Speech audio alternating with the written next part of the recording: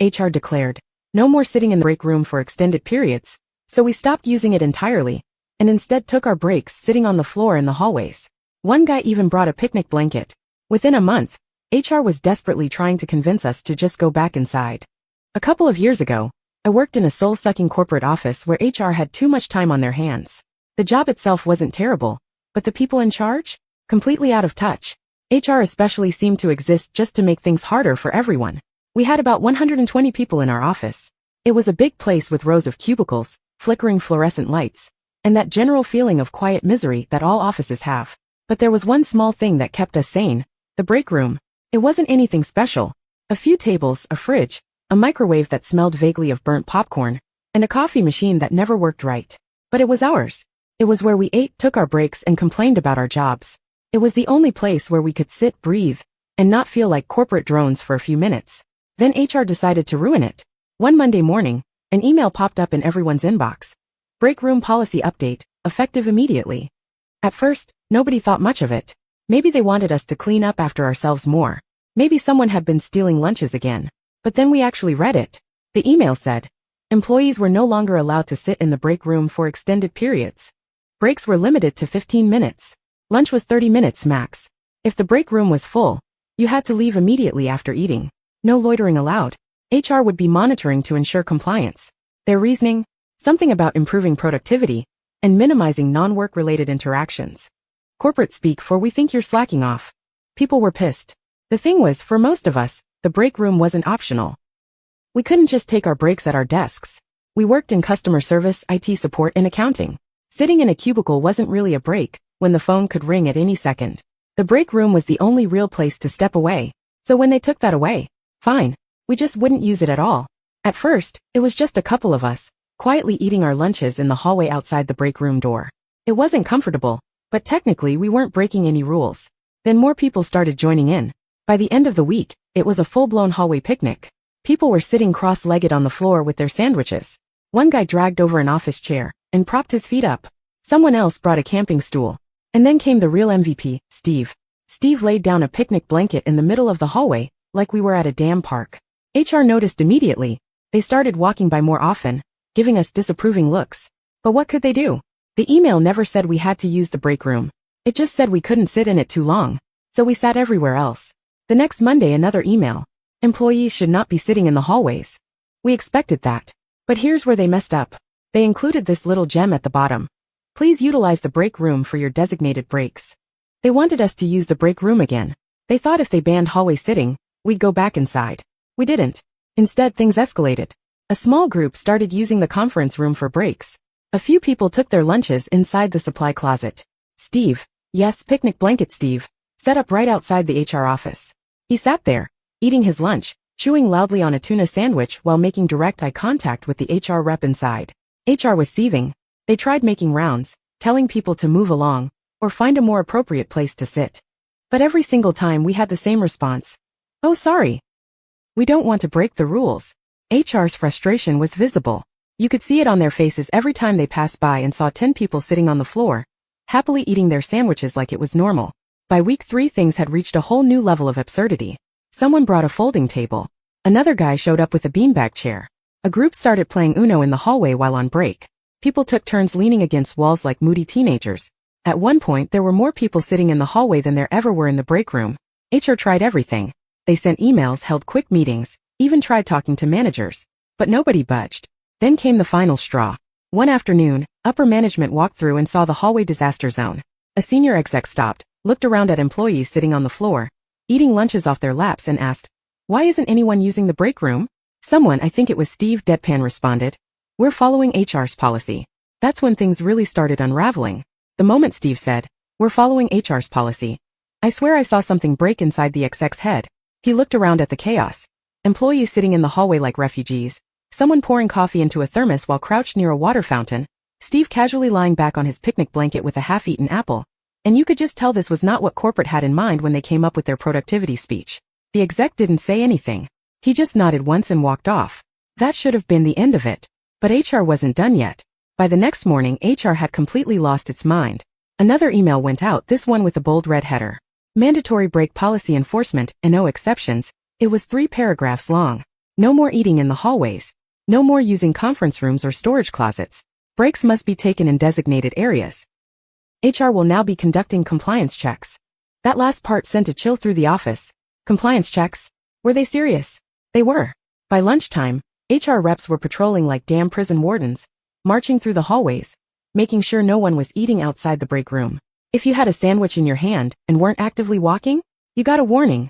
If you so much as sipped coffee while leaning against a wall, you got a warning. Steve, of course, tested them immediately. He sat down, took out his lunch, and unwrapped a granola bar. An HR rep, let's call her Brenda, swooped in like a hawk. You can't eat here. Break room only. Steve blinked at her. I'm not on break. I'm just eating while working. Brenda's eye twitched. You can't eat here. Then where am I supposed to eat? The break room. But I'm not on break. This went on for a full minute before Brenda stomped away, leaving behind a Steve who looked way too pleased with himself. But things were getting worse for the rest of us. HR had started timing people in the break room, hovering by the door like aggressive librarians, checking watches, making sure nobody dared go a second over the 15-minute mark. Then came the biggest slap in the face. A second email. This time, from the VP of HR himself. New breakroom seating guidelines. This one was even more insane. No more than 3 people per table. No pulling chairs together. No lingering after finishing meals. No recreational activities. That last one made people lose it. No recreational activities? That meant no Uno, no casual chatting, no decompressing. It was a direct attack on morale. And it got worse. That afternoon, a guy from IT got written up. His crime? Laughing too loudly. HR had officially declared war. At this point, something inside the entire office snapped. We had been playing nice. We had been following the rules. But now they were just making things up to punish us. So we did the only logical thing. We stopped taking breaks at all. For an entire week, nobody used the break room. Nobody sat in the hallways. Nobody took lunch at their desks. It was pure silence. HR must have thought they won. But they didn't understand what was happening until it was too late. People started using their PTO in small increments. A 15-minute break? No. That's 15 minutes of PTO. Lunch. 30 minutes of PTO. Suddenly, half the office was disappearing for appointments every single day. Productivity tanked. Phones went unanswered. Emails piled up. Deadlines were missed. HR was completely blindsided. By the 4th day, managers were panicking. They tried to pull people aside saying we needed all hands on deck. But everyone just nodded and said, sorry, I'm off the clock. HR realized they had made a mistake. They tried to roll it back. Sent another email. We encourage employees to utilize their full break periods as needed. Nobody responded. On Friday, the VP of HR called an emergency meeting. And that's when everything really fell apart. The emergency meeting was scheduled for 3 p.m. on a Friday, which meant nobody wanted to be there. But it wasn't optional. The entire office was forced to sit in a conference room while the VP of HR, Brenda, and a few other HR minions stood at the front, looking like they had just walked into an ambush. Brenda, still clearly annoyed from her showdown with Steve, tried to keep things professional. We've noticed a decrease in productivity this week, she began. People just stared at her. No one spoke. It's important that employees take their designated breaks to maintain efficiency. The break room is open, and we encourage you to use it. Silence. Then Steve raised his hand. So just to be clear, we're allowed to use the break room? Brenda blinked. Yes. And we can sit in there for 15 minutes? Yes. Steve leaned back in his chair, nodding. And if we finish our food early? Brenda hesitated. She knew where this was going. Then you should return to your workspace. Steve snapped his fingers. So no lingering. Brenda's lips pressed together. Someone else spoke up. What if we're not eating? Can we sit in there just to rest? Brenda exhaled. No, it's a break room for eating. If you're not actively eating, you should return to work. That's when someone from accounting, quiet, mild-mannered Denise of all people, leaned forward and said, That's interesting, because I saw you drinking coffee in there yesterday. Not eating. Just sitting. The entire room went still. Brenda's face turned red. Well, Denise wasn't done. And I think I saw Mike from HR sitting in there too. No food. Just chatting. A low murmur spread through the room.